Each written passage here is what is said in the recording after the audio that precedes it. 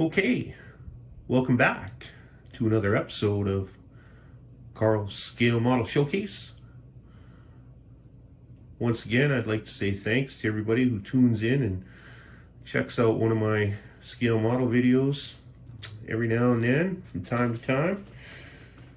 And I appreciate all the likes. So let's get right into it. I know we've had a little hiatus on scale models for a while here. Of course, the channel concentrates mostly on semi trucks. However, there is some really cool muscle cars and kind of old school drag cars in there. There's gonna be more cars to come for sure, but like I said, the main focus is trucking. I'm a truck driver to the heart, to the core, and trucking's also what got me into my current trade as of the last 23 years, and that's crane operating. So anyways, those of you who view the channel regularly, you'll see the last video posted was the finale on the Wilson livestock van there, the 53-foot conversion.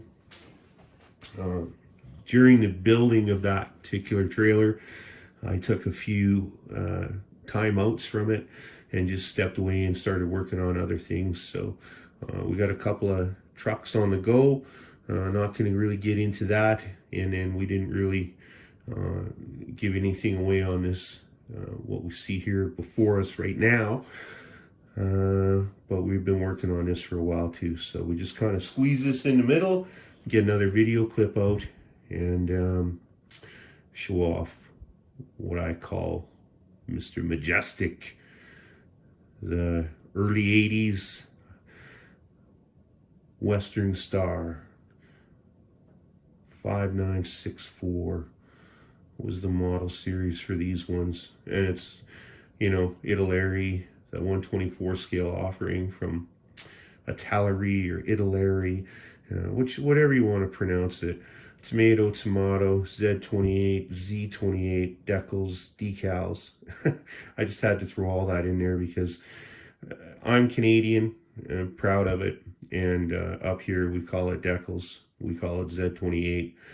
And yeah, so teach their own, but the common goal is creative minds having fun. So when I first got my hands on this Western Star, it's an older one. It's the one with the brown the brown truck on the front with the kind of old school Western decals. And yeah, when I started building it, I was just like, okay, we really got to stop building this really ancient plastic, because like my K100, anybody that's watched that video can hear me complain about the plastic and how brittle it is. And it's just because these kits are old.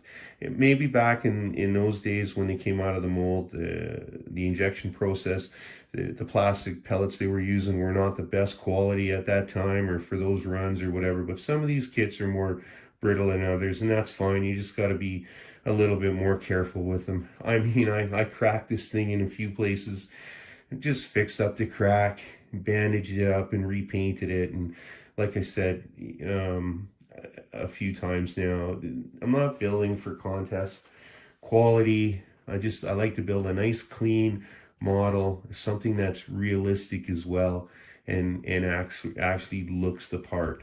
So that's the most important thing to me. I got a couple glue mistakes, paint mistakes here. I mean, I've had cloudy headlights on a few really nice models I've built, which, I just didn't take the time to go out and get some better cement for the lights and stuff. And, this one here, I actually did that. I got a product. I don't have my tools in front of me right now. I forget what it's called. It's like a canopy glue for model airplanes, the big scale ones. So it dries clear. I used it on the windshield. I used it on the side glass. I used it on the fog lights in the bumper, and I used it on the headlights. And it actually works quite nice. So we'll get around to all those features in a moment. As I said, this is probably a mid '80s release of the Western Star, the 4964 conventional that Italeri's been doing forever on that same Freightliner frame. Everybody knows that every Italeri model, except for the Peterbilts, I think, and the Freightliner FLD 120, um, which is, you know, my point was it's all based on a Freightliner frame. So the LTL 9000, the American Superliner, all them trucks based on a Freightliner frame, including this Western Star. But that's fun. Um, the details of it are quite nice. Italeri always has a really good steering axle system, in my opinion. Something where I'll just move the truck here a little bit so you can see it. The inside here between the battery box and the fender, there's the pitman arm and stuff going into the steering box. So the only thing they could have really did to it was made the steering wheel go with it, which I've seen on some model kits. But anyways, see there, we can get it in the picture there a bit better. So when I first got this kit, and I was like, okay, I want to do a really nice Western Star. Well, I want to do a day cab, and I don't want to put a headache rack on it though. It's not a big heavy haul or anything. I do have, as you would have noticed, I'll just go like this now and just say, turn that in a little bit. The width of these tires, pretty fat. It's the 385 Michelins. They call them the super singles. This is what they offer on those European trailers. They run a lot of those tires over here. It's starting to catch on up here in Canada, probably across North America. Regardless though, this is the same size you can run on a steering axle up here if you got a little bit of trouble getting legal in the front end here. So I don't know fictitiously what this guy's hauling. He's got the big ass tanks on there on each side, and he's got no sleeper and stuff. So it's just I call it Mr. Majestic. He's just a buff little day cab tractor that can, take a little bit of weight if need be. And I don't even have a name on the door or anything like that. It was just, it's the Caterpillar yellow. It's Krylon's offering of it. It came out really nice. I wanted to paint I'm just going to pick up the camera here, and we'll do some moving around for the part of it here. So there's M385s. And what I did with, let's start there with the wheels and stuff, is those wheels, that's the Italeri stuff. I just extended the ring a little bit more to make it more correct as far as depth goes. I didn't seal up any of the holes or anything like that. I just painted it a dark color. And these chrome caps, actually, these are the bottom of the lube refiner on the Peterbilt 359s from AMT. Those kits, they have like 4-piece lube refiners, and those are the bottoms. I had a bunch of those spare kicking around, and they made a perfect hubcap for that wheel. As far as the back wheels go, the same thing again. It's the Michelin tires. it's the smaller size tire. I forget what they call those, XDs. You'll see the holes there more prominent on the rear wheels, and there's a better shot of it right there.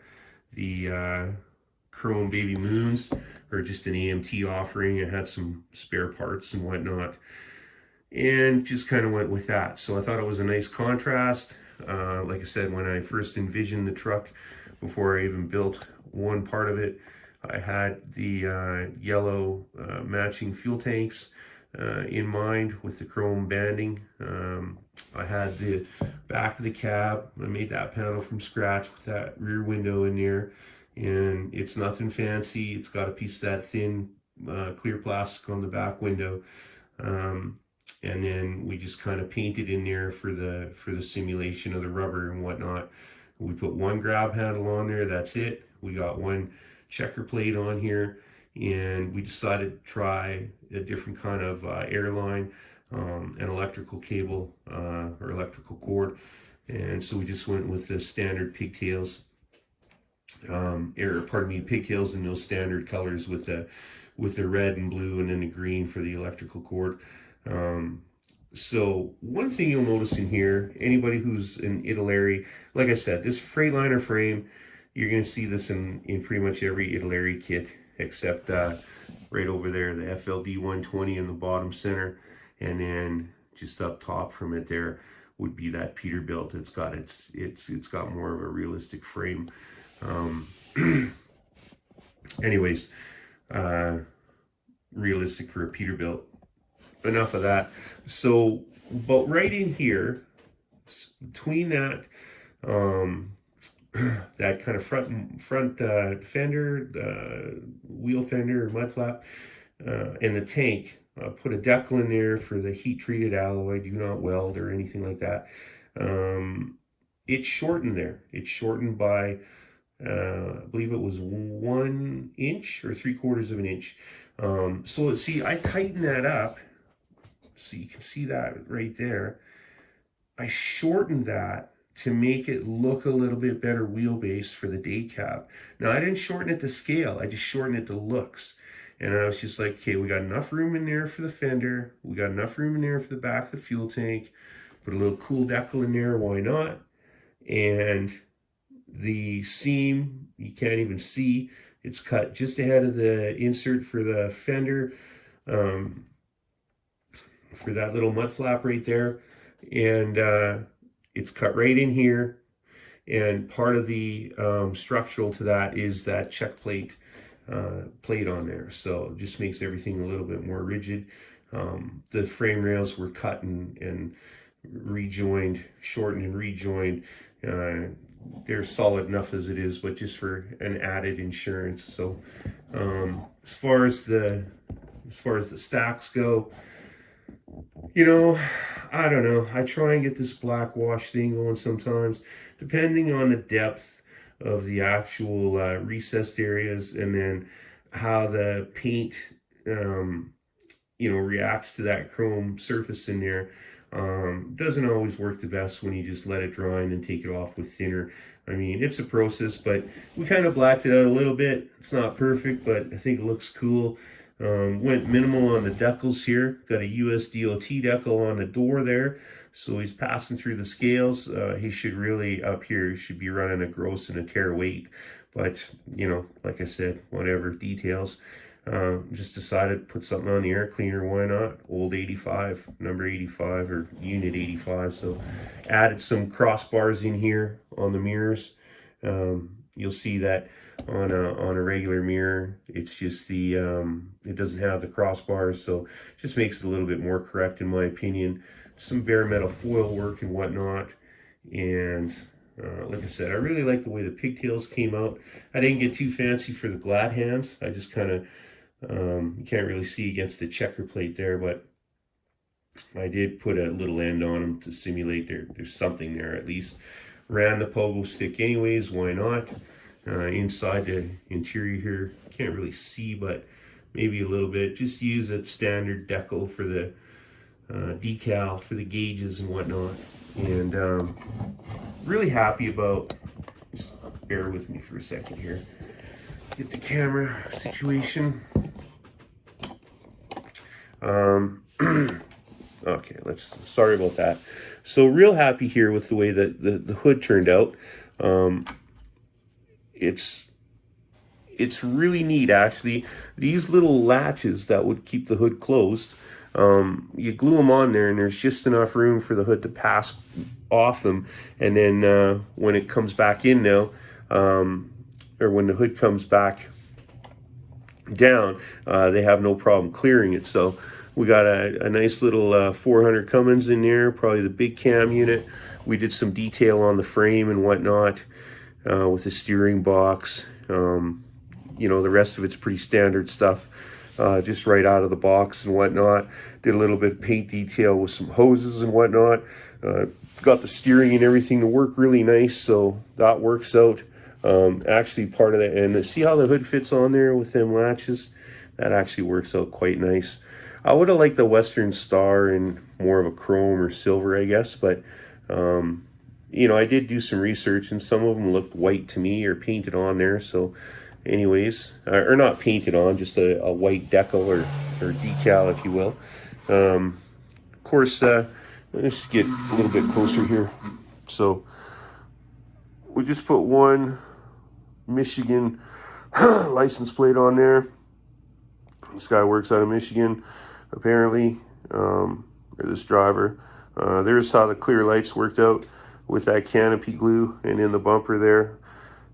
Looks a lot better to me than the clouding over the solvents in the tester's glue that I usually use. Just kind of being a little bit lazy, I guess, or sloppy, but you know, not thinking about some of these details till later. And you know, again, like I said, is it a contest truck, or is it just a really cool model truck that you're gonna have fun with? So I'm going to move the truck over a bit here. There's kind of another cool view of it right there. So with the steering axle, I did have to shorten it. So I narrowed it, is what I mean, so the tires wouldn't stick out so much. You'll see, I'll get in there a little bit. There's this black piece here that I put on. It's basically a piece of very skinny, very thin plastistruck strips, and cut and then painted them black. Actually, if I pull the hood again, I guess you can probably see them a little bit more there. Right, you can see them on the hood there, and they actually work out pretty good when you close the hood. Like I said, this latch thing, I'm just really happy about that. You close the hood, it works out where it's just the right width to hug the edge of the tire. So, but in order to do that, like I said, I did have to, there's my fifth wheel.